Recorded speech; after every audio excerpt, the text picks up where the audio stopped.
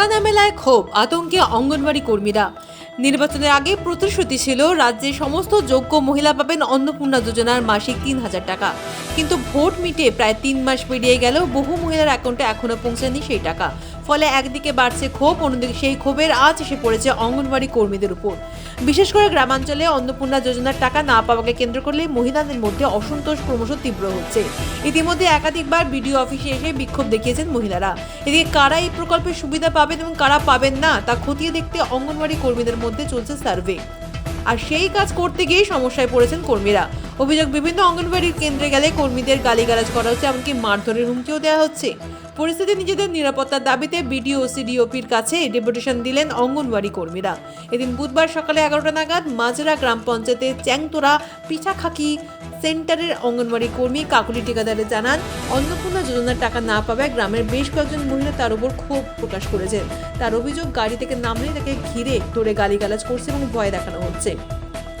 কাকুলি ঠিকাদারের আশঙ্কা, চলতি মাসে যদি মহিলারা অন্নপূর্ণা যোজনার টাকা না পায় তাহলে পরিস্থিতি আরও উত্তপ্ত হতে পারে এবং অঙ্গনওয়াড়ি কর্মীদের উপর শারীরিক হামলার আশঙ্কাও রয়েছে।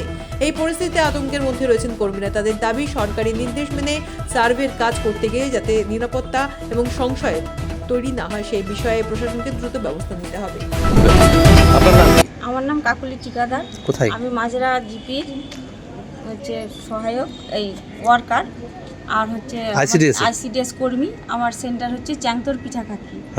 আমরা অন্নপূর্ণার কাজগুলো করছি, যখনই করছি তখন ওরা বেশ ভালো আগ্রহ সহিত আমাদের কাগজপত্র দিচ্ছে, আমরা জিপিতে জমা দিচ্ছি, ঠিক আছে। কিন্তু ওরা যখন টাকা পাচ্ছে না, বারবার করে আমাদের ভেরিফিকেশনের জন্য আমাদের কাজ দিচ্ছে, আমরা বারবার করে যাচ্ছি, কিন্তু ওরা বিরক্ত বোধ হচ্ছে।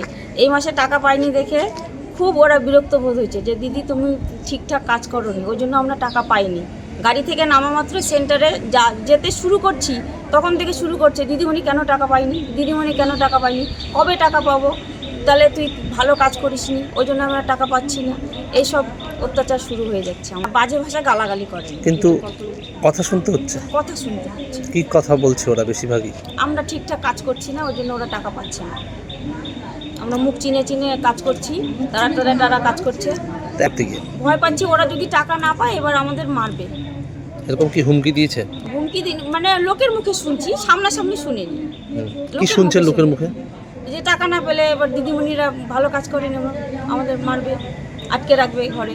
আতঙ্কিত আছেন আপনারা? অবশ্যই, সবাই আতঙ্কিত। ওই জন্য আমরা আজকে ডেপুটেশন দিতে এসেছি। কল্পনা দি সেন্টারে ওই অন্নপূর্ণা নিয়ে প্রচন্ড ঝামেলা হয়েছে। কি হয়েছে জানেন তো? কি হয়েছে? আপনার নাম কি বললেন? কাকুলি ঠিকাদার।